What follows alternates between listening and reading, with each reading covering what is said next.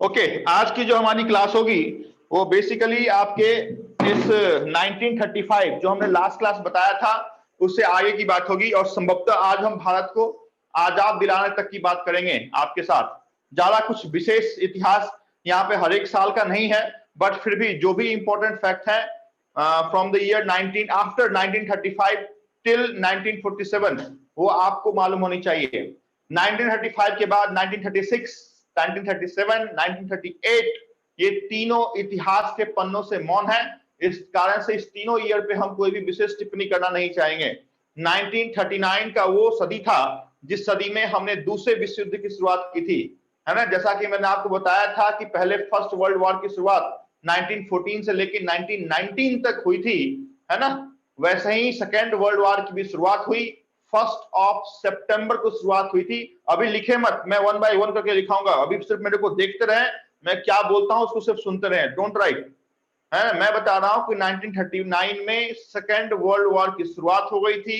ये second world war की शुरुआत जिस डेट को हुई थी, मैंने किसी भी कंडीशन में फर्स्ट वर्ल्ड वॉर का डेट आपको नहीं लिखाया, सिर्फ ईयर लिखाया है, लेकिन सेकेंड वर्ल्ड वॉर का डेट आपको बोल रहा हूं 1 सितंबर 1939 से इस युद्ध की शुरुआत हुई थी, जब जर्मनी के हिटलर ने पोलैंड पे आक्रमण किया था, है ना।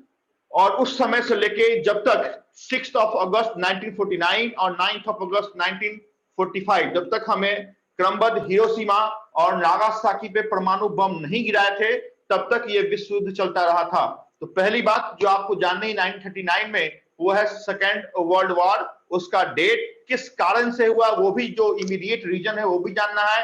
हिटलर जो जर्मनी का था ने आक्रमण किया पोलैंड पे।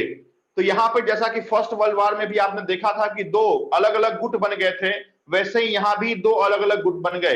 एक को हमने बोला मित्र देश, that is called allied nation का जो ग्रुप था, और दूसरा था धूरी राष्ट्र, that is called axis nation का ग्रुप था। तो दो अलग अलग विभाग यहाँ पे हो गए थे। दोनों विभाग के जो 3 इंपॉर्टेंट नेशन है वो आपको जानना पड़ेगा एटलीस्ट, कि एलाइड नेशन में कौन कौन से देश थे और आपके एक्सिस नेशन में कौन कौन से देश थे। तो पहली बात जो आपको मैंने बताई 1939 में वो था यही सेकेंड वर्ल्ड वॉर।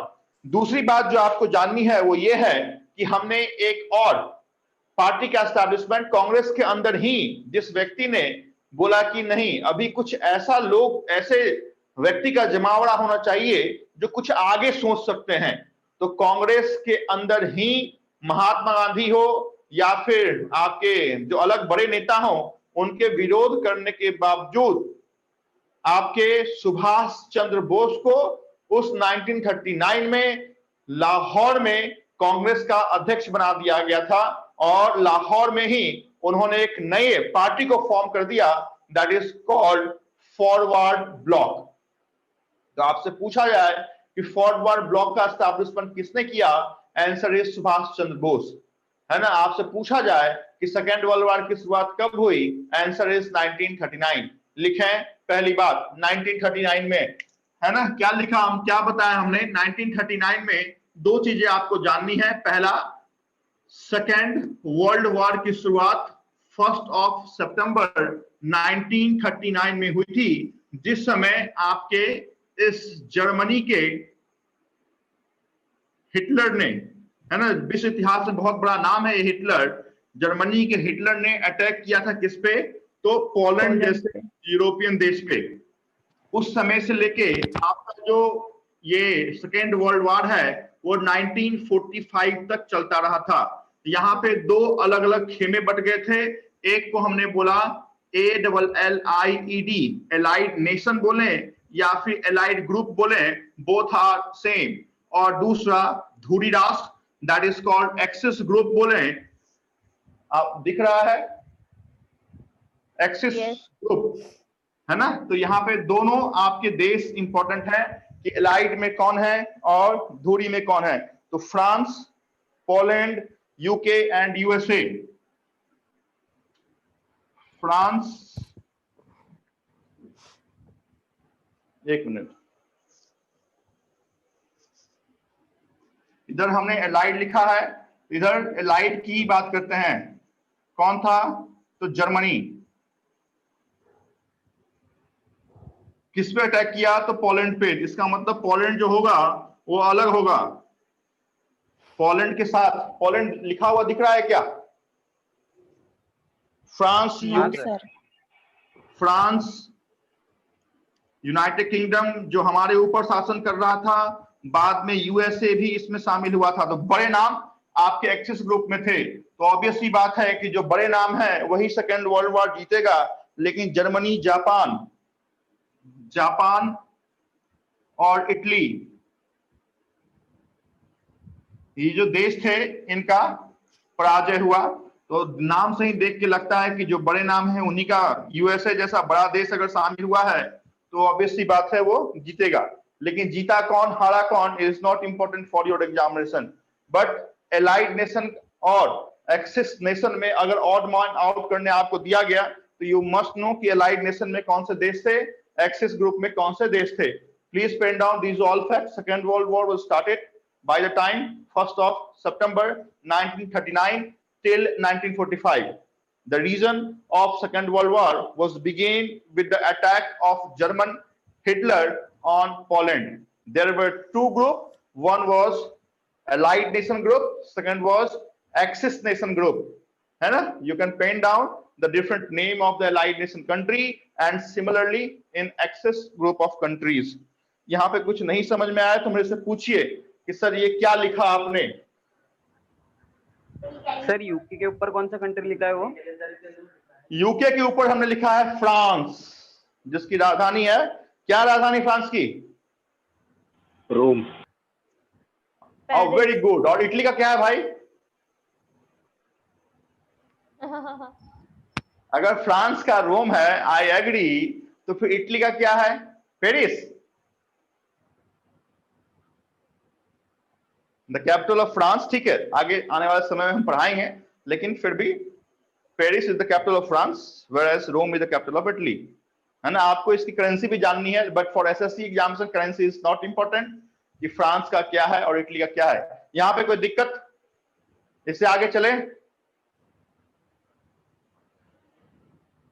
अरे चले क्या? हाँ हाँ तो बताओ ना। यस। कोई कंफ्यूजन हो तो फटाक से पूछने का कि सर ये नहीं समझ में आया। अभी मेरे को इतना सोच के बताओ कि इंडिया अगर पार्टिसिपेट करेगा, बाद में हम उसकी चर्चा करेंगे, तो किस ग्रुप में होगा इंडिया? इतना मेरे को बताइए।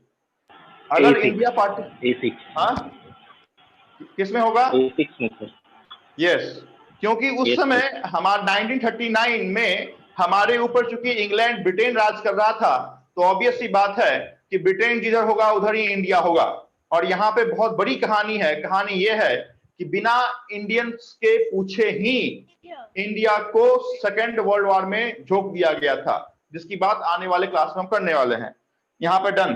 तो पहला हमारा जो 1939 का फैक्ट है वो सेकेंड वर्ल्ड वॉर था, उसको हमने समाप्त किया है। दूसरी जो फैक्ट आप लिखेंगे that is forward bloc, establishment of forward bloc party लिखें। Second fact, establishment of forward block, establishment of forward block by, किसने establishment किया वही बहुत इंपॉर्टेंट है ना? इनको हमने जो टाइटल दिया था वो टाइटल भी बहुत इंपॉर्टेंट है। किसने दिया इसकी बात हम बाद में करेंगे कि हिटलर ने दिया, कब दिया, ये भी बहुत इंपॉर्टेंट है कि सुभाष चंद्र बोस को नेताजी कह के किसने बुलाया पहली बार, या नेताजी का जो टाइटल है वो किसने दिया? तो हिटलर ने दिया था, उसको अभी आप छोड़ दीजिए। SUBHASS, Subhash Chandra Bose. Forward bloc was established by Subhash Chandra Bose in 1939। और अगर लिखना है थोड़ा सा, अगर स्मार्ट है तो थोड़ा सा फटाफट लिख लीजिएगा, the title of Netaji was given by Hitler, है ना? लेकिन आगे चल के हम बात करेंगे किसने किसको कौन सी टाइटल दी, गांधी जी को महात्मा की टाइटल किसने दी, तो ये सब इंपॉर्टेंट फैक्ट हैं। अच्छा, दादा भाई नौरोजी को कौन सा टाइटल दिया गया था? कौन सा नाम से हम बुलाते हैं? Old man. ओल्ड मैन नहीं बोलने का, the grand old man. Sorry, grand old man. हाँ, the grand old man of India. चलिए 1939 को हमने खत्म किया है, दोनों फैक्ट को। फॉरवर्ड ब्लॉक का एस्टैब्लिशमेंट, बोलो बोलो बोलो बोलो, दिखाता हूं। लिखें आप 1939 में। दूसरी बात, forward bloc party was established by Subhash Chandra Bose. Year लिखने की जरूरत नहीं है क्योंकि ईयर ऑब्वियस सी बात है 1939 ही होगी।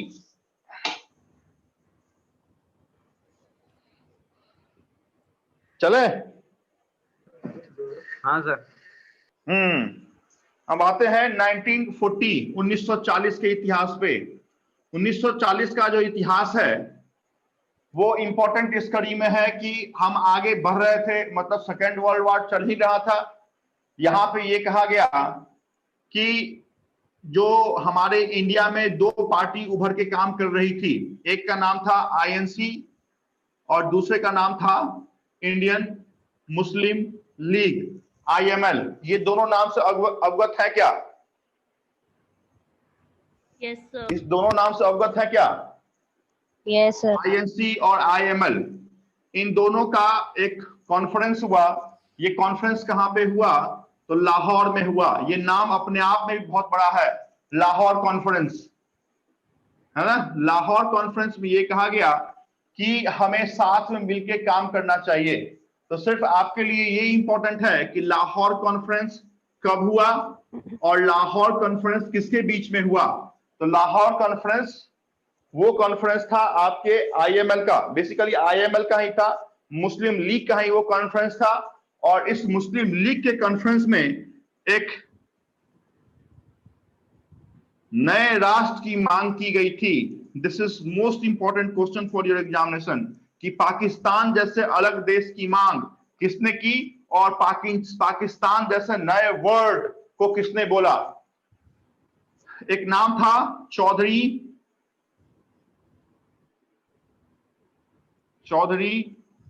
इकबाल। सरफरोशी की तमन्ना अब हमारे दिल में है, सुना है क्या? Yes sir. सरफरोशी की तमन्ना दिल में सुना है ना। तो ये जो गाना है, ये जो गाना है वो लिखा किसने?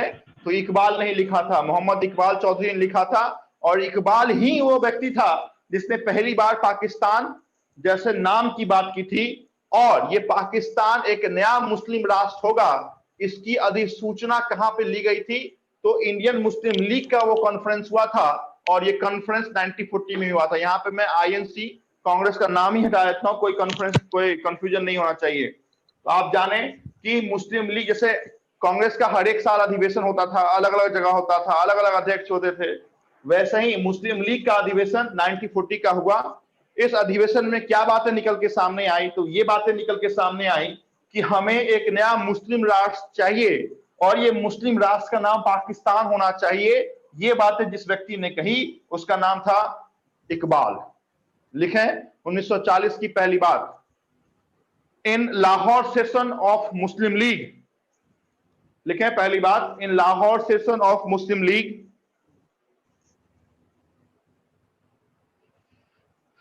Pakistan will be a new Muslim nation. In Lahore session of Muslim League, Pakistan will be a new Muslim nation demanded by Pakistan will be a new Muslim nation demanded by Muhammad Iqbal.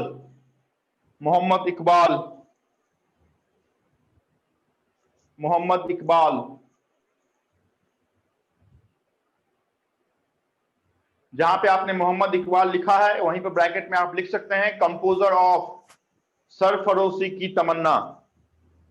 Composer of सरफरोशी की तमन्ना, आगे लिखने की जरूरत नहीं है। वंदे मातरम किसने गाया? रविन्द्रनाथ टैगोर ने ना।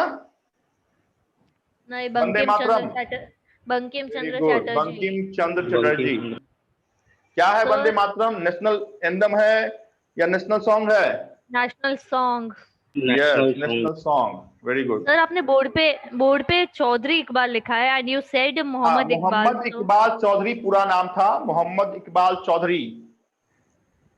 अच्छा, मोहम्मद इकबाल लिखो वो भी चलेगा, मोहम्मद इकबाल चौधरी पूरा नाम है। सर लेकिन पाकिस्तान के लिए तो जिन्ना ने बोला था ना। अभी बताते हैं भाई, टेंशन क्यों ले रहे हो जिन्ना पे आने पे? अभी करेंगे ना, जिन्ना को लाएंगे हम कैबिनेट मिशन प्लान में। लेकिन वर्ड पाकिस्तान ये देश होगा, पाकिस्तान जैसे वर्ड की शुरुआत किसने की? तो वो जिन्ना नहीं था। जिन्ना इस कड़ी में बहुत ज्यादा सक्रिय थे, लेकिन पाकिस्तान की रूपरेखा जिन्ना नहीं तैयार की थी। बट जो ज्योग्राफिकल है कि कहां से कहां तक होगा, वो जो ज्योग्राफिकल स्ट्रक्चर है वो इसी व्यक्ति ने दिया था, दैट इज इकबाल मोहम्मद चौधरी। ठीक है, यस सर। ओके। अभी आते हैं कि भाई साहब 1940 चल रहा था, सेकेंड वर्ल्ड वॉर भी चल रहा था, एक नई कंट्री की भी शुरुआत की जाने की भी घोषणा मोहम्मद ये मुस्लिम लीग कर रहा था। तो महात्मा गांधी को भी हुआ कि कुछ तो किया जाए। तो महात्मा गांधी ने एक नए आंदोलन की शुरुआत की, that is called individual civil disobedience movement. देखिए, अगर इंडिविजुअल आईएनडी नहीं है, ये इंडिविजुअल है, अगर इंडिविजुअल हटा दें तो सिविल डिसोबीडियंस मूवमेंट की बात संभवतः हमने अपने लास्ट क्लास में की थी। सही या गलत? Yes, क्या sir. था ना? हाँ, तो दोनों अलग अलग है। अगर इंडिविजुअल सिविल डिसोबीडियंस पूछा जाए तो आंसर इज 1940। अगर सिर्फ सिविल डिसोबीडियंस पूछा जाता है तो आंसर क्या दीजिएगा आप? अगर सिर्फ सिविल डिसोबीडियंस मूवमेंट पूछा गया, आंसर क्या दीजिएगा? तो वो पहले कब हुआ था? हाँ, कब हुआ था वही तो पूछ रहा हूँ। 1930 में। हाँ, यस। तो 1930 में सिविल डिसोबीडियंस की मूवमेंट की शुरुआत हुई थी, जबकि ठीक 10 साल के बाद इंडिविजुअल, है ना, इंडिविजुअल सिविल डिसोबीडियंस की मूवमेंट की शुरुआत हुई। ऑब्वियसली बात है, ये मूवमेंट की शुरुआत कौन करेगा? तो महात्मा गांधी ने इसकी शुरुआत की। इसमें यह कहा गया कि आप प्रोटेस्ट करो, भाषण दो, लेकिन भाषण देने की जानकारी पहले ही आप जिला प्रशासन को दे दो और अपने आप को आप अरेस्ट करवा दो। क्लियर? तो यहां पे ये कहा गया कि आप ग्रुप में मत जाओ। ऐसा नहीं कि आप ग्रुप बना के प्रोटेस्ट कर रहे हो, आप इंडिविजुअली भी क्या कर सकते हो? तो रूल को आप प्रोटेस्ट कर सकते हो। यहां पे ये क्वेश्चन बहुत इंपॉर्टेंट है कि पहला जो सत्याग्रही था, first satyagrahi of individual civil disobedience movement was Sant Vinoba Bhave. ये क्वेश्चन बड़ी से बड़ी और छोटी से छोटी एग्जाम के लिए इंपॉर्टेंट है कि इंडिविजुअल सिविल डिसोबीडियंस मूवमेंट का पहला सत्याग्रही कौन था या पहला फॉलोअर कौन था? आंसर इज संत विनोबा भावे। क्यों किया गया था इस इंडिविजुअल सिविल डिसोबीडियंस की मूवमेंट की शुरुआत? तो एकमात्र कारण था, वो कारण ये था कि भारत के बिना परमिशन के, क्योंकि उस समय गवर्नर जनरल के जो परिषद था उसमें बहुत सारे इंडियंस आ चुके थे। तो ये जो कांग्रेस थी, उनका कांग्रेस का ये कहना था एटलीस्ट इंडियंस से ना पूछा जाए, लेकिन इंडियंस जो आपके गवर्नर जनरल के कार्यालय में काम कर रहे हैं उनसे तो कंसेंट लेना चाहिए कि हमें सेकेंड वर्ल्ड वॉर में अपने आप को शरीक करना है या नहीं। डायरेक्ट क्या किया गया? तो सेकेंड वर्ल्ड वॉर में बिना पूछे लॉर्ड लिलिंगटन उस समय के वाइसराय थे, उन्होंने बोला कि इंडिया पार्टिसिपेट करेगा सेकेंड वर्ल्ड वॉर में, और वही कारण बना आपके इंडिविजुअल सिविल डिसोबीडियंस का कि हमें बिना पूछे आपने डाला है सेकेंड वर्ल्ड वॉर में, तो हम एक नई आंदोलन की शुरुआत करेंगे। और नई आंदोलन सिंगल कोई भी इंडिविजुअल कर सकता है, इस कारण से इंडिविजुअल का नाम दिया हमने, और जिस व्यक्ति को पहला हमने सत्याग्रही बनाया उसका नाम संत विनोबा भावे है। लिखें 1940 की पहली बात। दूसरी बात लिखें, Mahatma Gandhi started individual civil disobedience movement. Mahatma Gandhi started individual civil disobedience movement. Mahatma Gandhi started individual civil disobedience movement, and the first satyagrahi was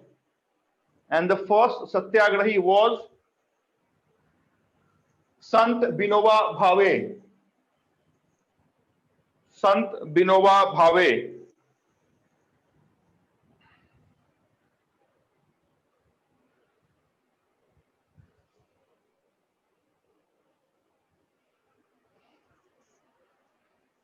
reason लिखे The reason behind the starting of individual civil disobedience movement, the reason behind the starting of individual civil disobedience movement was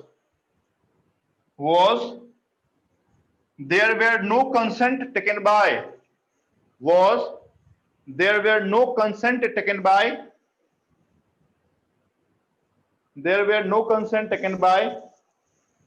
लिलिंगतो, spelling में लिख रहा हूं LINLIGHTOW,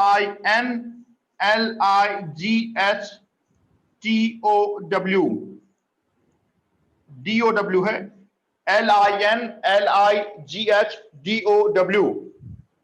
There were no consent taken by लिलिंगतो, LINLIGHDOW. Bracket में लिखें governor general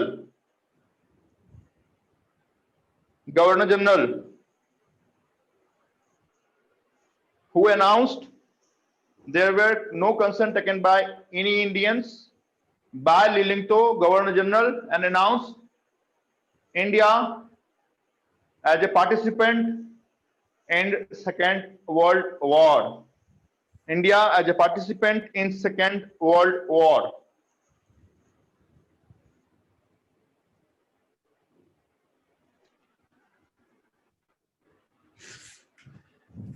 लिखा गया 1940 की तीसरी बात बहुत इंपॉर्टेंट, नाम है लिलिंगतो ऑफर या लिलिंगतो प्रस्ताव, LINLIGHDOW,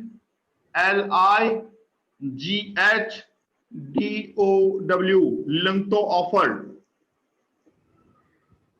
या फिर इसको लिलिंगतो प्रपोजल भी बहुत जगह आपको देखने को मिलेगा। ये लिलिंगतो कौन थे भाई? ये लिलिंगतो आपके उस समय के तत्कालीन गवर्नर जनरल थे।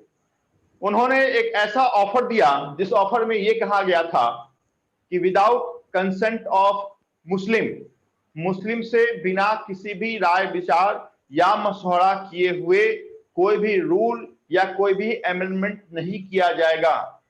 ये जो पॉलिसी थी, ये पॉलिसी फिर से फूट डालो और राज करो, है ना, डिवाइड और रूल पे अपनाई गई थी, जिससे मुस्लिम लीग बहुत ज्यादा स्ट्रांग हो रहा था। क्या अब आप बता दें कि किसी कम्युनिटी के बिना एक्सेप्टेंस से कोई रूल ही नहीं होगा, तो ऑब्वियस सी बात है कि रूल आना बहुत टफ हो जाएगा। तो लिलिंगतो ने 1940 में जब सिविल डिसोबीडियंस की मूवमेंट की शुरुआत हो गई, या फिर 1940 में आपकी लिलिंगतो ने ऑफर दिया मुस्लिमों को बहुत ज्यादा स्ट्रॉन्ग करने के लिए कि विदाउट कंसेंट ऑफ मुस्लिम कोई भी रूल पास या अमेंड नहीं होगा। The reason was only one, कि हमें फिर से क्या करना है, तो डिवाइड एंड रूल की पॉलिसी खेलना है। क्वेश्चन सिर्फ एक पूछा जाएगा आपसे कि लिलिंगतो ऑफर किस ईयर में आपके पास आया है। आगे डिटेल तो मैं आपको बता रहा हूं आपके सिर्फ कंसेप्ट के लिए कि लिलिंगतो ऑफर में आखिर क्या लिखा हुआ था, बट आपसे क्वेश्चन सिर्फ एक पूछा जाएगा कि पीरियड बताइए 1940 की, या फिर आपके पास क्रोनोलॉजी आएगी उसमें आपको 1940 लिलिंगतो ऑफर में टिक मार्क करना पड़ेगा। क्या था ये लिलिंगतो ऑफर? मैं बता दूं कि मुस्लिम स्ट्रॉन्गर पॉलिसी। लिखें ये तीसरी बात 1940 में, बहुत इंपॉर्टेंट क्वेश्चन है। और मैं तो कहूंगा अगर आप एसएससी की प्रिपरेशन कर रहे हैं या छोटे लेवल एग्जामिनेशन की, अभी मैं बड़े यूपीएससी पे नहीं हूं, ये एसएससी और रेलवे का फ्रीक्वेंट टास्क क्वेश्चन है कि लिलिंगतो ऑफर कब आया था। अगर बहुत टफ किया तो फिर कारण दे दिया जाएगा और उस कारण से फिर बाद पूछा जाएगा कि किस चीज से रिलेट करता है ये। तो लिखें लिलिंगतो ऑफर 1940 की तीसरी बात है। लिखें to provide preference of Muslim community, to provide preference of Muslim community into any rule making policy or amendment मतलब सुधार करना, और amendment in rule, to provide preference in any rule making policy or amendment in rule until the consent of Muslim received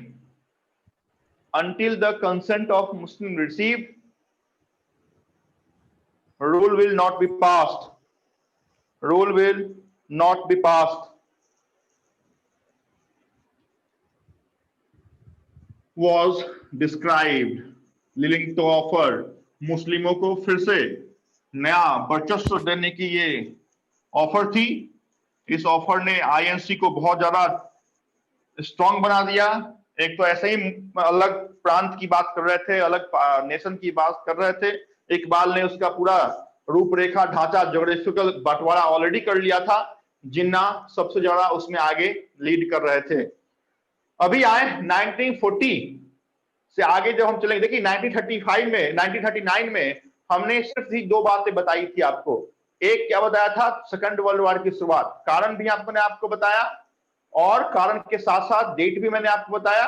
दो अलग गुट का भी नाम बताया कि एलाइड में कौन है और एक्सिस में कौन है, और किस तात्कालिक कारण से सेकंड वर्ल्ड वॉर की शुरुआत हमने की थी, से लेके कब तक ये वर्ल्ड वॉर, 1945 तक ये वर्ल्ड वॉर चला था। ये 1939 की पहली बात थी। 1939 की दूसरी भी बात मैं बताई थी। क्या बताया था? Forward bloc party. Forward bloc party की एस्टैब्लिशमेंट कांग्रेस के अंदर ही, कांग्रेस के उस समय के तत्कालीन अध्यक्ष सुभाष चंद्र बोस, नेताजी के द्वारा किया गया था। बाद में नेताजी को फिर से उस पार्टी से निकाल दिया गया, that is different issue, but forward bloc was founded by Subhash Chandra Bose in 1939। 1940 में हमने आपके साथ तीन बातें बताई है। पहला, सर की आवाज क्रैक हो रही है क्या? का वीडियो बफर हो रहा है ताकि हेलो सर। सर एक मिनट। सर जी। के लिए हमने गवर्नर जनरल लिलिंगटन ने ये ऑफर दिया था। सर दूसरा, सर आपका वीडियो बफर हो रहा है और आवाज क्रैक हो रहा है। बहुत अभी ज्यादा। आवाज आ रही है? हाँ सर, क्लियर। अभी सर फिलहाल ठीक है। ओके, तो 1940 में पहला तो लिलिंगटन ऑफर था। दूसरा था कि नए प्रांत पाकिस्तान की मांग। नहीं आ रहा है? अभी आ रहा है sir.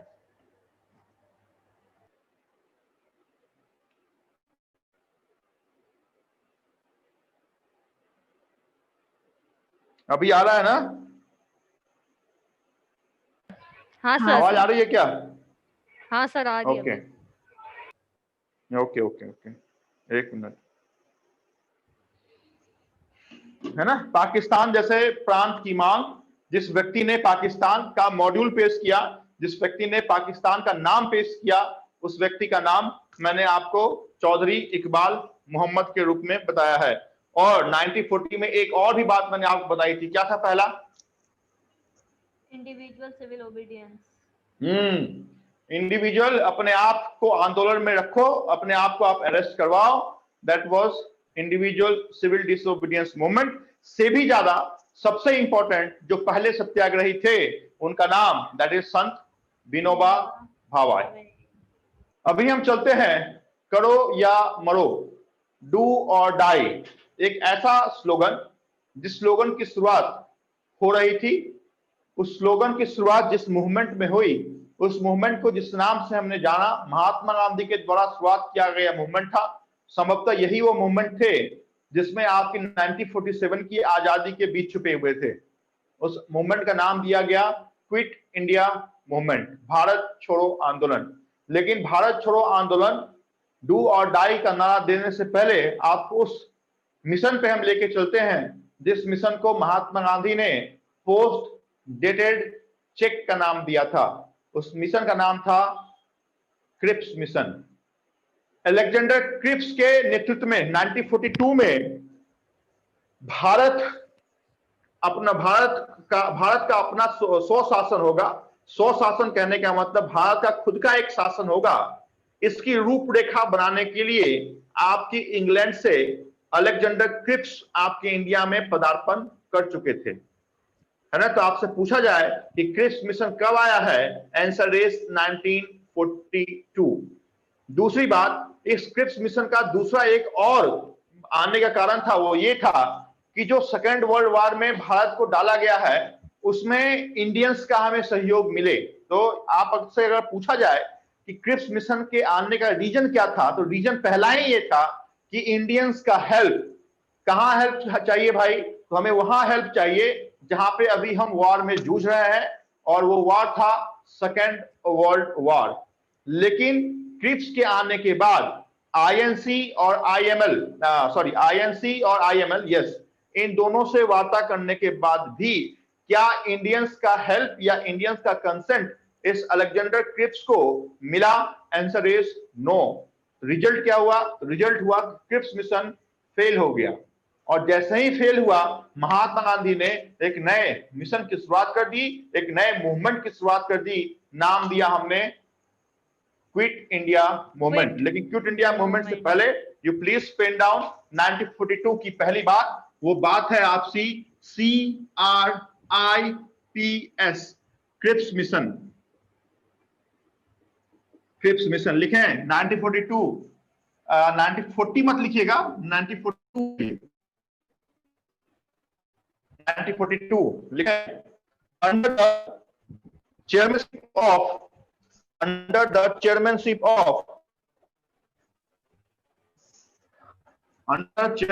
of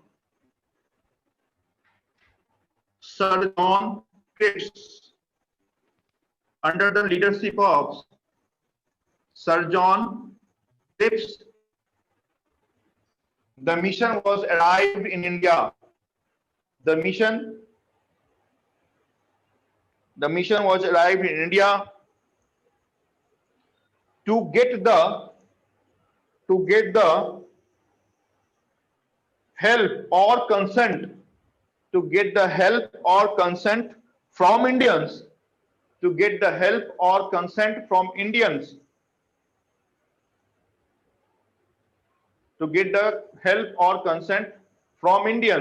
for Second World War. Next point लिखें, there were conversation in between Cripps and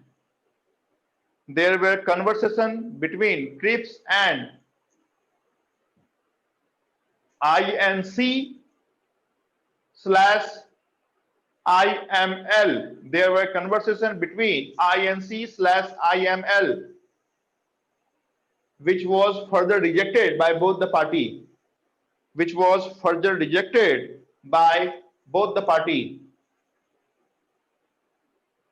And Cripps mission failed.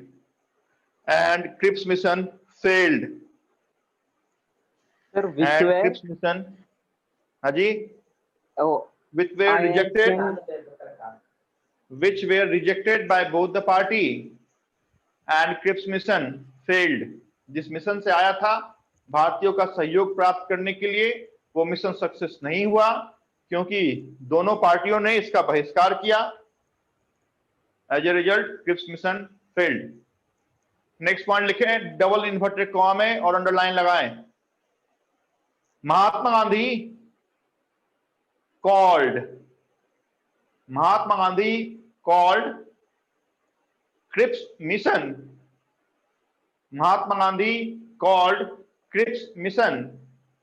as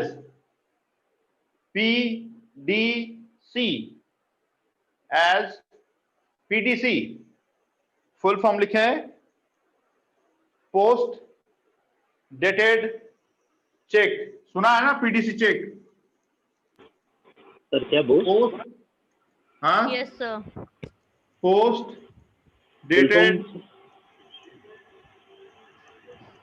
check. आगे के दिए, बेसिकली महात्मा गांधी कहना था कि ये जो क्रिप्स मिशन है वो तात्कालीन में कोई भी हेल्प हमारी नहीं करने वाला है, बहुत लंबा ये अभियान है, इस कारण से इस अभियान का नाम ही दे दिया पोस्ट डेटेड चेक। किसने बोला? महात्मा गांधी ने बोला। किसको बोला? क्रिप्स मिशन को बोला। नाम क्या था? PDC था, that is post dated check. 1942 में दूसरी बात आप लिखें, क्विट इंडिया मूवमेंट, और सबसे बड़े नंबर में लिखिएगा 9th of August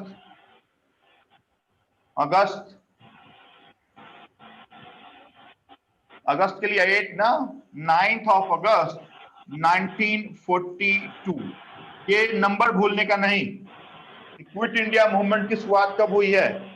जैसे आपने चौरी चौरा को 5 फरवरी 1922 के रूप में याद रखा है, महात्मा गांधी के रोल बैक को 12 फरवरी के रूप में याद रखा है, जालियांवाला बाग को 13 ऑफ अप्रैल के रूप में याद रखा है, ठीक उसी तर्ज पे 9th ऑफ अगस्त 1942 को भी आप याद रखिएगा कि इस 9th ऑफ अगस्त 1942 में महात्मा गांधी ने जिस नए मूवमेंट की शुरुआत की, उस मूवमेंट का नाम था quit India movement.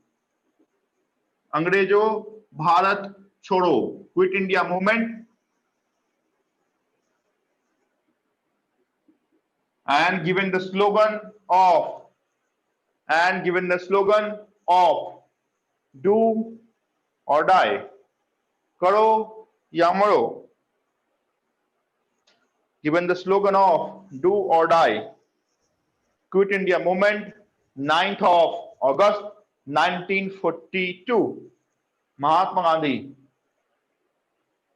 given the slogan of do or die।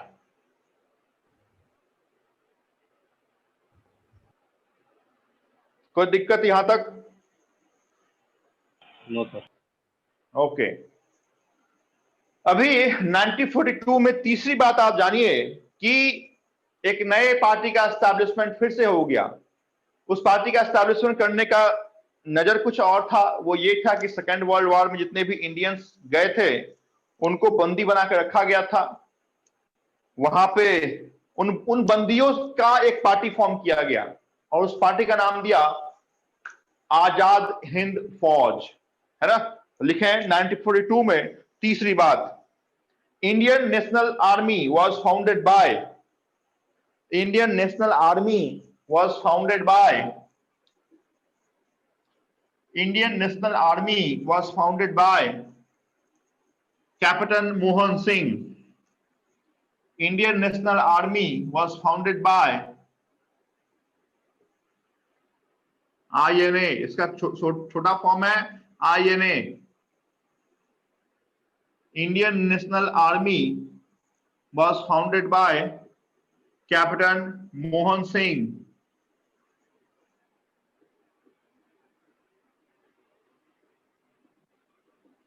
In 1942, further INA was founded by, दो बार INA आया, एक 1942 में, एक 1943 में।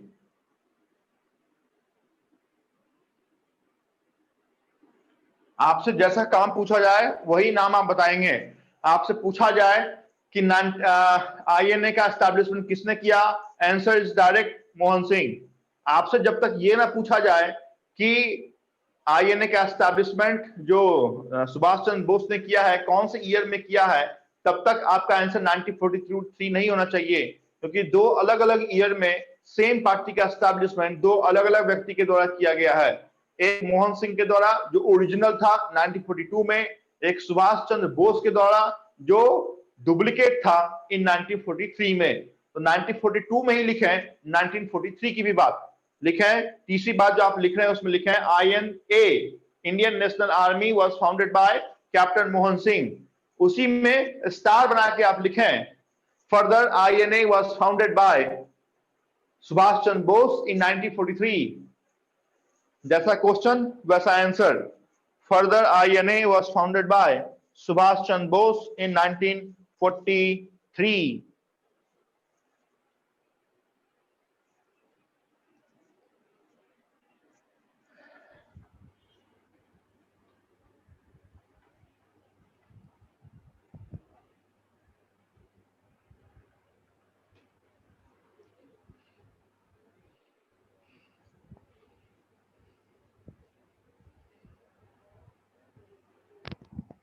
सर बोलिए मैडम। सर वो क्रिप्स मिशन में सर जॉन थे, वो कौन से कंट्री से बिलोंग करते थे?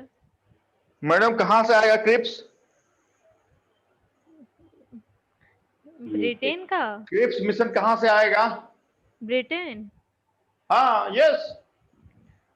बिकॉज अगर हम कोई लोग ने दूसरी पहले कंट्री होगी, जैसे मैंने एनी बेसेंट के नाम बताते समय उनके कंट्री का नाम बताया था, रीजन वाज कि एनी बेसेंट के नाम से लगता हो सकता था कि वो ब्रिटेन की लगती, लेकिन चूंकि आयरलैंड की थी, इसका समय नाम अलग स्पष्ट बता दिया कि आयरिश थी। लेकिन अदर देन इंडियन नाम जो भी आपको लगता है वो सब कहाँ के होंगे? लिलिंगटन साहब कहाँ के होंगे? वॉवेल साहब कहाँ के होंगे? माउंटबेटन कहाँ के होंगे?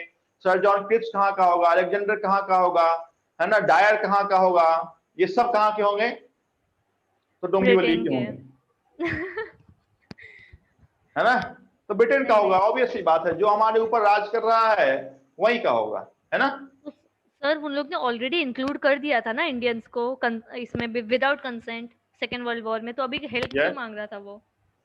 हाँ, अभी वर्ल्ड वॉर में इंक्लूड कर दिया था, तो सपोर्ट मिल रहा था क्या उसको? सपोर्ट अच्छा। मिल रहा था क्या? नहीं, हाँ सपोर्ट नहीं मिल रहा था ना। हमने डाल दिया इंडियंस को, मतलब इंडिया एक पार्टिसिपेंट है वर्ल्ड वॉर में, लेकिन सपोर्ट ही नहीं मिल रहा ना। अब आपने अपने आप को डाल दिया कि यूपीएससी का प्रिपरेशन करेंगे, लेकिन घर वाले अगर सपोर्ट कंसेंट दे ही नहीं तो प्रिपरेशन करने में मन लगेगा क्या आपका? नो मैं एक एग्जांपल आपको दे रहा हूं, है ना। तो वैसा ही था कि डाल तो दिया, क्योंकि हम लोग उपनिवेश थे। उपनिवेश कहने का मतलब एक कंट्री ऊपर राज कर रही है, उसके नीचे अलग अलग छोटी छोटी कंट्रियां हैं, दैट इज कॉल्ड उपनिवेशवाद। तो बहुत सारे, ब्रिटेन एक ऐसा मात्र कंट्री है जिसने बहुत सारे कंट्री पे राज किया, तो उन सारे कंट्री को उसने पार्टिसिपेंट के रूप में डाल दिया। लेकिन फर्दर उनका सपोर्ट मिले, सपोर्ट अगर मिलेगा तो सेना में भर्ती होंगे, सेना में भर्ती होंगे तो भाई जाएंगे वो वहां के जहां पे सेकंड वर्ल्ड वॉर चल रहा था, वहां पे तोप बारूद के गोले खाएंगे और सदा के लिए अमर हो जाएंगे। समझ में आया? हाँ सर, समझा। यस। Thank you sir. अभी हम कौन से ईयर में हैं? 1942 खत्म हो गया था ना। हाँ सर। 1942 के बाद 1943, 1944, 1943 और 4 में कोई ऐसी बड़ी बात नहीं हुई थी। 1943 में बड़ी बात हुई थी, 1942 सर आवाज है, ब्रेक that is हो रहा है। INA का establishment by Charleston Boat, which is a copy of INA original established by Captain Singh. तो 1943 में एक बात है, इसको आप फिर से प्रिंट आउट करना चाहें तो आप क्रमबद्ध लिख सकते हैं, अदरवाइज उसकी नहीं है। 1944 का इतिहास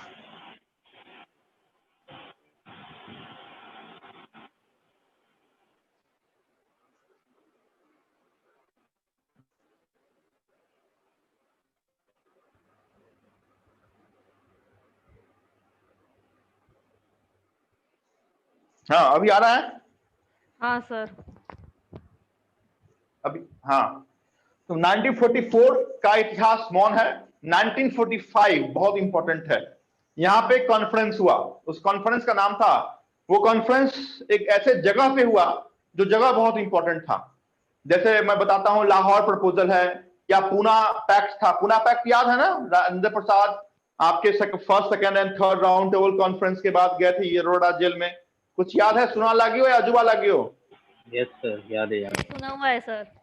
हाँ सुना है ना, पूना। हाँ ठीक है, तो वो पूना पैक्ट था। वैसे ही आपके इस समय के तत्कालीन जो गवर्नर जनरल थे उनका नाम था वोवेल। तो उसको आप दो नाम से याद कर सकते हैं, एक तो वोवेल ऑफर, या फिर ये जो वोवेल ऑफर था ये जिस जगह पे हुआ था वो जगह थी शिमला।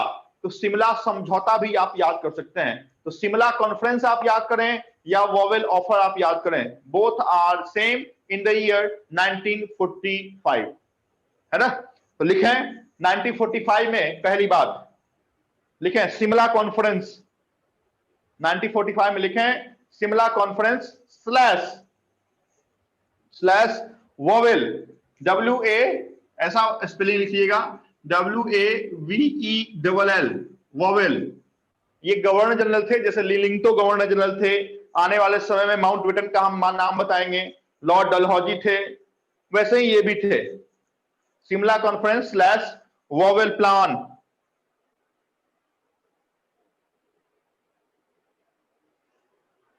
वोवेल प्लान क्या था भाई इस प्लान में? तो इस प्लान में वोवेल साहब पहुंच गए थे आपके इंडिया में। इंडिया में वो पहुंच गए थे शिमला, और फॉर न्यू कॉन्स्टिट्यूशन। ना हम कौन से ईयर की बात कर रहे हैं, तो हम अभी 1945 जैसे ईयर की बात कर रहे हैं। न्यू कॉन्स्टिट्यूशन के लिए हम बात कर रहे हैं किसके साथ, तो आईएनसी और आईएमएल के साथ। तो लिखें Shimla conference was a offer given by Wavell.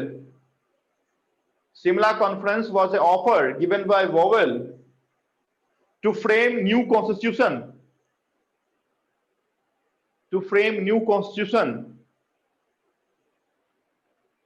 For Indians, to frame new constitution for Indians having different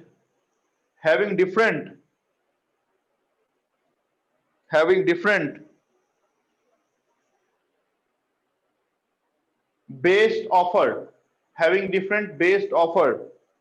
बहुत सारे उसमें ऑफर में थे कि गवर्नर जनरल के जो कार्य परिषद है उसमें सिर्फ इंडियन ही होंगे। अभी से पहले क्या था कि 50% इंडियंस होंगे। अभी इस ऑफर में क्या कहा गया कि जितने भी गवर्नर जनरल के कार्य परिषद में होंगे वो सिर्फ और सिर्फ इंडियंस ही होंगे। तो ऐसे बहुत सारे प्रपोजल दिए गए इंडियंस को, जिसको हमने वॉवेल प्लान बोला कि वॉवेल का ये प्लान है, इसको इंडियंस वाले एक्सेप्ट करें या ना करें। तो इंडियंस वालों ने इसे एक्सेप्ट कर लिया। नेक्स्ट पॉइंट लिखें INC and IML mutually accept Wavell plan. INC जैसे क्रिप्स मिशन फेल हो गया, साइमन कमीशन फेल हो गया, बट ये पास हो गया क्योंकि इसमें बहुत सारी ऐसी बातें थी जो इंडियंस के हक में कही गई थी। नए संविधान जैसी बड़ी बातें इसमें कही जा रही थी। इस कारण से दोनों बड़े पार्टियों की तत्कालीन दोनों बड़े पार्टियों ने इसको एक्सेप्ट किया। लिखें INC and IML mutually accepted this plan.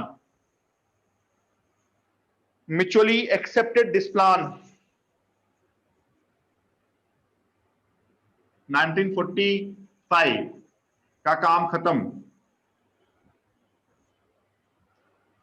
Okay, आप में से कोई इंडियन कॉन्स्टिट्यूशन पढ़े हुए हैं क्या? अभी कोई क्वेश्चन नहीं पूछूंगा भाई, जो पढ़े हुए हैं वही बताना। किसी ने पढ़ा है क्या? नहीं किसी ने नहीं? तो क्या पढ़े हो? सब इंजीनियरिंग करके आ गए हो क्या? नहीं सर, क्या पढ़े हैं आप बताइए? कॉमर्स। हम सब कॉमर्स वाले हैं। दूसरा बैकग्राउंड कुछ और है कोई कॉमर्स के अलावा? नहीं। ओके, देखिए 1945 में अवधारणा तैयार हो गई थी। वो अवधारणा था कि नया संविधान भारतीयों के लिए बनेगा। इससे लोग खुश भी थे, लेकिन एक पार्टी थी जो नाराज चल रही थी। उस पार्टी का नाम था, क्या नाम हो सकता है? Indian Muslim league. यस, उस पार्टी का नाम था मुस्लिम लीग, क्योंकि वो पार्टी हमेशा से फ्रॉम द ईयर 1906, सही है गलत? 1906 कुछ याद आ रहा है? किसका माइक ऑन है भाई? यस सर, याद आ रहा है। मुस्लिम लीग 1906, कुछ बातें ताजा हो रही है क्या? 1906 हाँ, में सर। हमने इसका एस्टैब्लिशमेंट किया था। आगा खान ने। ओके, ठीक है, मतलब कुछ तो लग रहा है कि कुछ तो जान है। ठीक है, कुछ तो याद हो रहा है। 1945 के शिमला समझौता के बाद एक बड़ी मिशन आपके इंडिया में आ गई। उस मिशन का नाम दिया कैबिनेट मिशन प्लान। बहुत इंपॉर्टेंट ये नाम है और बार बार ये आपके एग्जामिनेशन में पूछा जाता है कि कैबिनेट मिशन प्लान कब आया। तो आंसर आप क्या दीजिएगा? तो कैबिनेट मिशन प्लान जिस ईयर में आया है वो ईयर आपकी आजादी से ठीक 1 साल पहले है। और इस कैबिनेट मिशन प्लान में 3 लोग शामिल थे। कौन कौन थे? तो क्रिप्स, उसके बाद लॉरेंज, क्रिप्स और अलेक्जेंडर। 3 लोग शामिल थे, क्रिप्स, लॉरेंज और अलेक्जेंडर। इन तीनों ने मिलके भारत के संविधान की अपनी एक रूपरेखा तैयार कर दी। तो सबने संविधान की एक रूपरेखा तैयार कर दी और कॉन्स्टिट्यूशन असेंबली को गठन कर दिया। और ये जिस दिन एस्टैब्लिश हुआ वो दिन था 9 दिसंबर 1946, 9 दिसंबर 1946 में कैबिनेट मिशन कॉन्स्टिट्यूशन असेंबली का एस्टैब्लिशमेंट हो गया। इस दिन से हमारे पास जो समय लगा वो समय था 2 साल, 2 ईयर 11 डेज और 2 ईयर 11 मंथ एंड 18 डेज। भाई क्या ये दिन है? तो हमने जिस दिन कॉन्स्टिट्यूशन असेंबली को फ्रेम किया वो दिन था 9 दिसंबर 1946। यहां से भारतीय संविधान को बनाने की हमने शुरुआत की और भारतीय संविधान को बनाने में 2 साल 11 महीने और 18 दिन का वक्त लगा और भारतीय संविधान फाइनली बन के तैयार हो गई। कब? 26 नवंबर 1949 को ये भारत की संविधान बन के तैयार हो गई और जिसको हमने एक्सेप्ट कर लिया 26 जनवरी 1950। जितनी डेट लिखा हूं, जितना कार्ड डेज लिखा हूं, वो सब आपके लिए इंपॉर्टेंट है। पूछा जाएगा कि कॉन्स्टिट्यूशन असेंबली का एस्टैब्लिशमेंट कब हुआ? 9 दिसंबर 1946। पूछा जाएगा टू फ्रेम इंडियन कॉन्स्टिट्यूशन कितना वक्त लगा? आंसर ऐसे ही याद कीजिएगा 211 एंड 2 साल 11 महीने और 18 दिन। और पूछा जाएगा कि इंडियन कॉन्स्टिट्यूशन फाइनली अडॉप्टेड, तो आंसर इज 26 नवंबर 1949। पूछा जाएगा कि इंडियन कॉन्स्टिट्यूशन फाइनली इनेक्टेड किस दिन हमने लागू किया इंडियंस के लिए? आंसर इज इस दिन हम बनाते हैं ना गणतंत्र दिवस, रिपब्लिक डे। आवाज आ रही है क्या? Yes sir. हाँ, तो हम आखिर रिपब्लिक डे क्यों मनाते हैं? क्योंकि उस दिन हमने इंडियन कॉन्स्टिट्यूशन को फाइनली अपने लिए क्या किया था? इनेक्ट किया था। अडॉप्ट हमने इस दिन किया, इनेक्ट हमने इस दिन किया, दैट इज 26 जनवरी 1950। यहां से शुरुआत, यहां पे हमने खत्म। लेकिन शुरुआत और खत्म के बीच में 2 इंपॉर्टेंट डेट आपके लिए आ गए। एक डेट था 15 अगस्त 1947 और दूसरा था पाकिस्तान बोला कि इंडिया से पहले ही हम एक नए राष्ट्र का निर्माण करेंगे, तो 14 अगस्त 1947। ये 2 दिन ऐसे हैं जिसमें पहला दिन तो आपके एग्जामिनेशन के लिए इंपॉर्टेंट नहीं है, कभी नहीं पूछा जाएगा कि हम आजादी दिवस कौन से दिन में मनाते हैं। बट पाकिस्तान का इंडिपेंडेंस डे हम कब मनाते हैं? 14 एक दिन पहले हम मनाते हैं। 14 अगस्त 1947 को पाकिस्तान एक नया राष्ट्र के रूप में बन गया, उसकी इंडिपेंडेंस की घोषणा हो गई। घोषणा से पहले भी आप जानिए कि उस समय के जो लॉर्ड गवर्नर जनरल थे उनका नाम बहुत इंपॉर्टेंट है, नाम है Mountbatten. Mountbatten was the last Governor General of dependent India and first Governor General of independent India, whereas C.R. Gopalachari was the first Indian Governor General of independent India. मैं क्या बोल रहा हूं 1 by 1 करके लिखाऊंगा, लेकिन पहले लिखें आप 1946 में पहली बात कैबिनेट मिशन प्लान लिखें। Cabinet mission plan, cabinet mission plan लिखें। Cabinet mission plan under the chairmanship of cabinet mission plan under the chairmanship of Lawrence, Cripps and Alexander.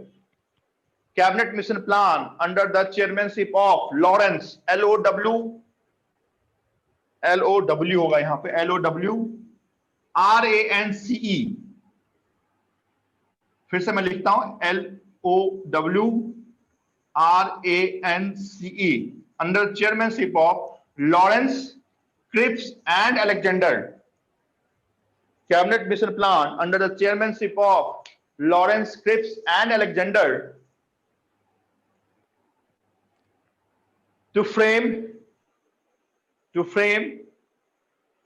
New constitution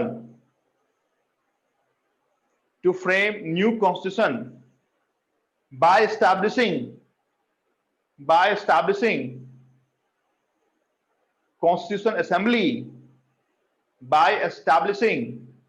Assembly on, underline कीजिए, star mark और underline करके date को, on 9 दिसंबर। Date बहुत important है, 9 दिसंबर 1946.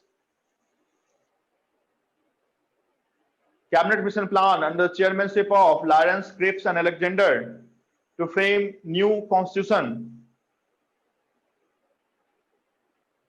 and to establishing Constitutional Assembly on 9th of December 1946, which took 2 years, 11 months, 18 days, which took 2 years, 11 months and 18 days.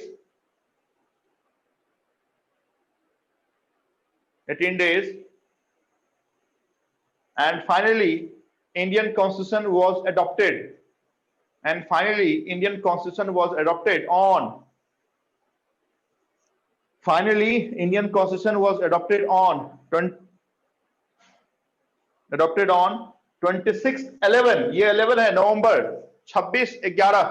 ये 26/11 कुछ याद आता है क्या? कुछ हुआ था क्या वर्ल्ड इतिहास में? कुछ बड़ी बातें? टेरर अटैक, कसाब हाँ, टेरर अटैक 2006. कसाब भी हुआ था 26/11 को क्या?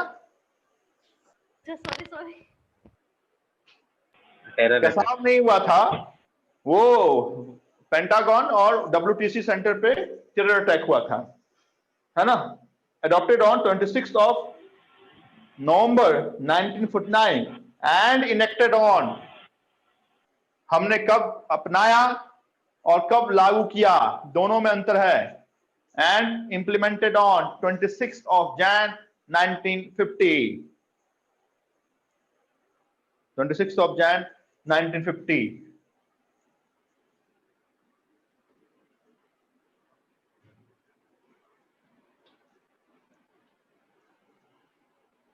कहानी के बहुत नजदीक हैं, आजादी के सिर्फ 1 साल पीछे थे. पूरी रूपरेखा तैयार हो गई थी. B.R. अम्बेडकर अपने काम में लग गए थे. अलग अलग देशों से अलग अलग संविधान की जो भी इंपॉर्टेंट बातें थी वो हमने चुराना शुरू कर दिया था. 2 साल 11 महीने और 18 दिन में पूरी तरह संविधान को हमने बना के तैयार कर दिया था. और लागू करने से पहले आप 1947 के इतिहास, जो हमारी मॉडर्न हिस्ट्री की आखिरी पार्ट है ना, जहां पे मॉडर्न हिस्ट्री आके समाप्त हो जाता है, क्योंकि इसके बाद कुछ ऐसी घटना आपके इतिहास में हुई ही नहीं जिससे हम आजाद हो. इसका यहाँ पे आके भारतीय इतिहास मौन हो जाता है. तो यहाँ पे आप लिख सकते हैं इंडिया. लिखने की जरूरत नहीं है, लेकिन फिर भी अच्छा लगे दिल को, इसका आंसर मैं लिखा रहा हूं. India independent on 15th of August 1947. Pakistan celebrated Independence Day on 14th of August 1947. But ये जो दोनों बातें हैं वो बहुत इंपॉर्टेंट है. क्या है? तो last governor general of dependent India and first governor general of independent India was Lord Mountbatten, whereas C.R. Gopalachari was the first Indian Governor General of Independent India. इस दोनों में अंतर महसूस कीजिए और जहां नहीं समझ में आए मेरे से पूछिए कि सर ये क्या लिखा है और क्यों लिखा है. पाकिस्तान ने अपना जो स्वतंत्रता दिवस मनाया वो भारत से 1 दिन पहले बनाया, 14 को बनाया. गुलाम भारत और स्वतंत्र भारत के जो आखिरी और पहले रिस्पेक्टिव गवर्नर जनरल थे उनका नाम था लॉर्ड माउंटबेटन, और स्वतंत्र भारत के पहले भारतीय जो गवर्नर जनरल थे उनका नाम था C.R. गोपालाचारी, चितरंजन गोपालाचारी. तो लॉर्ड के बाद क्या लिखा है आपने? Lord Mountbatten.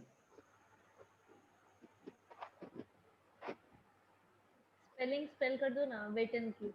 MOUNTVETAN. Okay, thank you. Lord Mountbatten. Sir side हट जाऊं? लो पूरी तरह हट जाता हूं।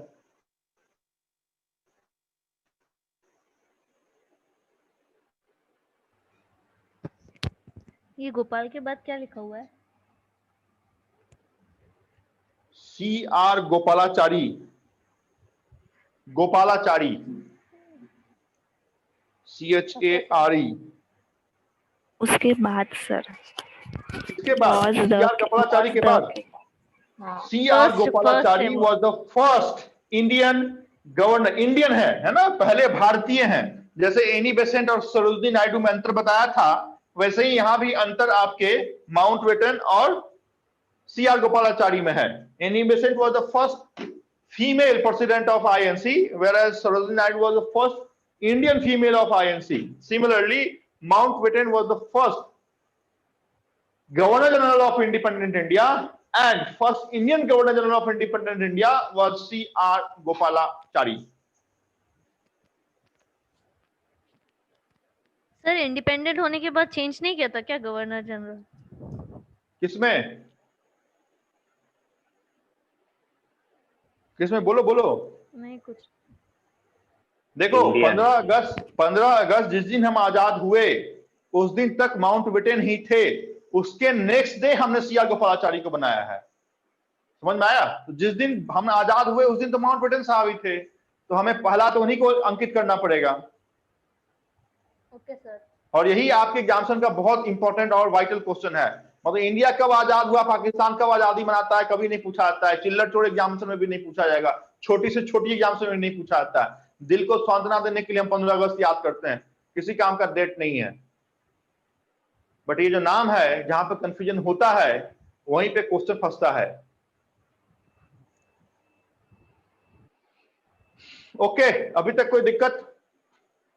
No sir. नो तो मुझे 1857 के सिपाही विद्रोह, INC का एस्टैब्लिशमेंट, 1905 से लेके 1947 तक का इतिहास किसके पास याद है, जो मेरे से ये ऑफर दे रहे हैं कि सर कोई सा भी क्वेश्चन पूछो।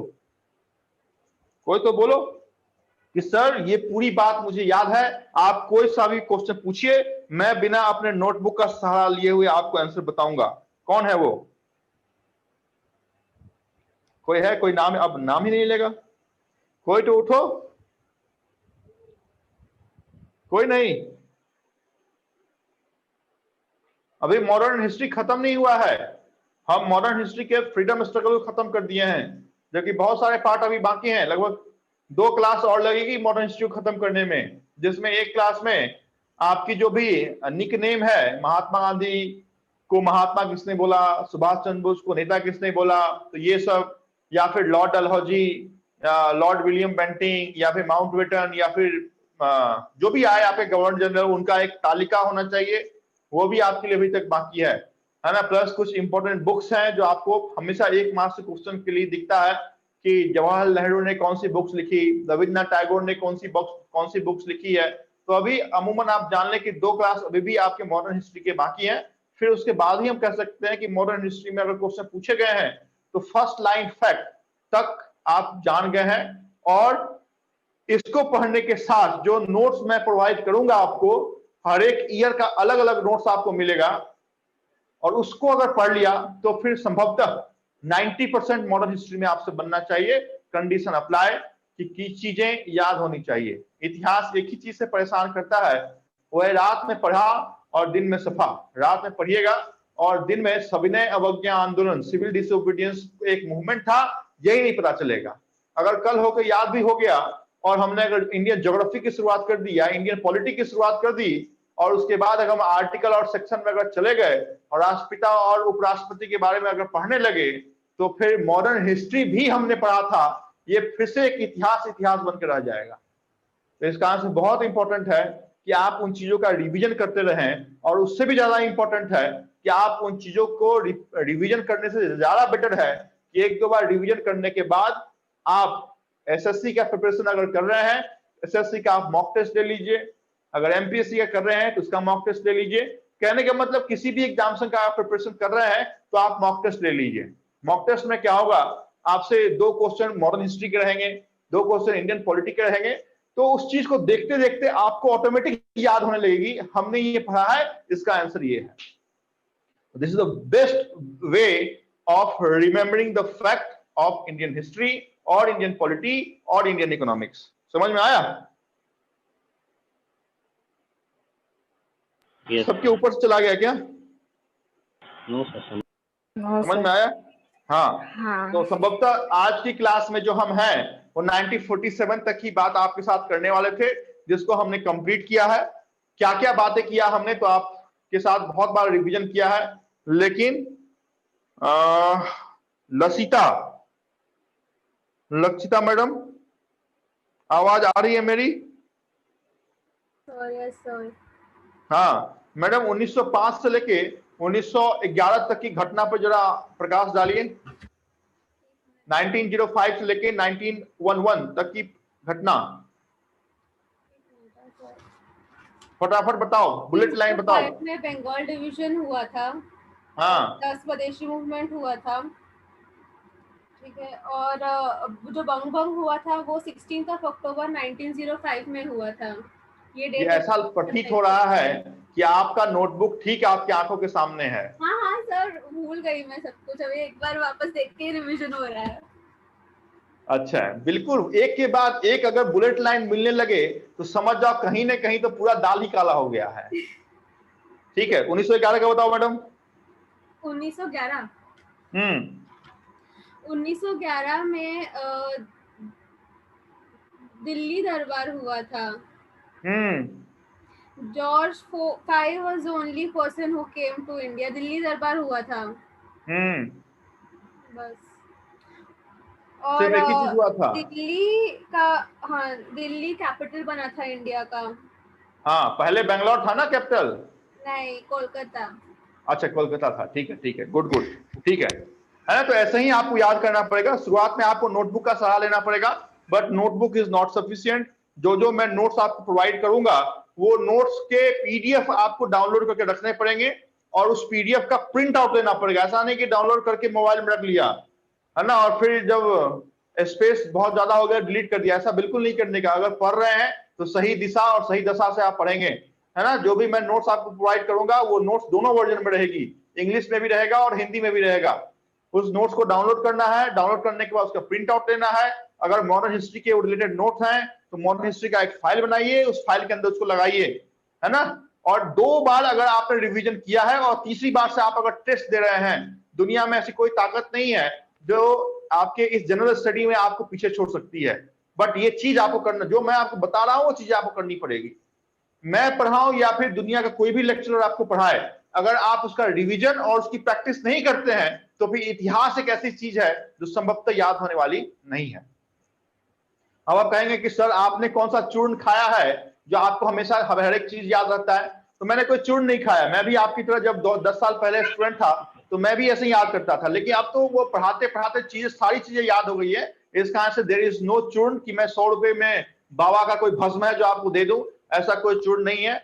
बार बार revision is the only way, is the only solution, जहां से आप अपने आप को कॉन्फिडेंट और बिल्कुल, कहते हैं क्वेश्चन आया, और अभी क्या होता है, क्वेश्चन आने के बाद जो 5 चॉइस होते हैं उसमें हर एक 5 चॉइस को आप ऑड मैन आउट करते हैं कि हो सकता है ये नहीं हो सकता है वो नहीं हो, तो 2 को एलिमिनेट कर दिया, 3 बच गया।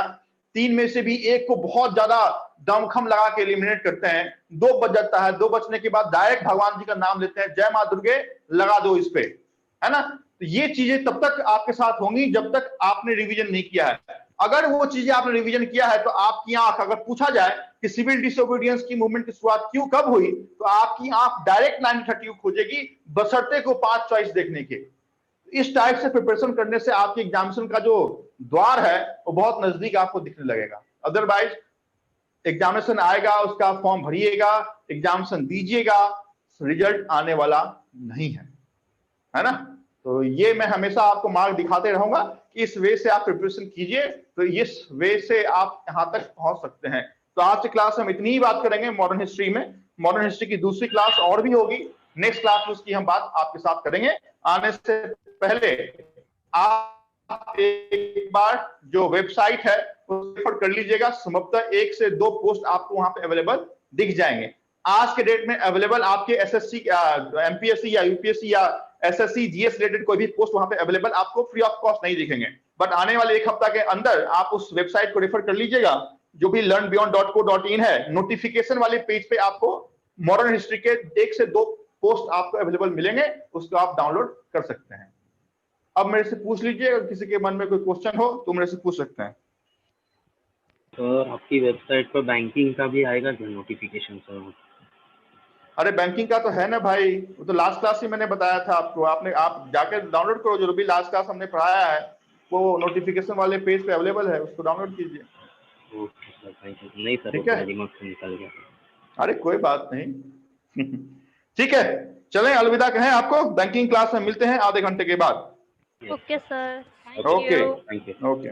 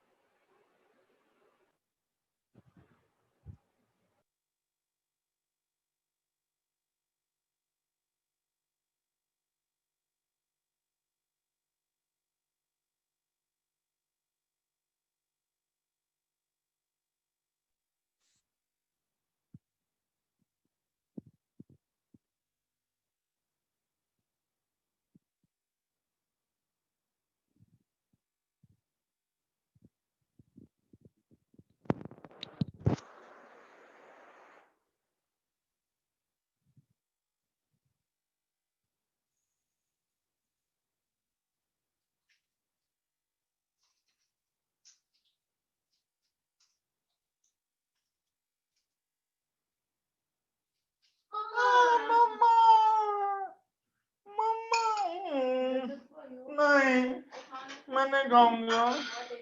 नो, मुझे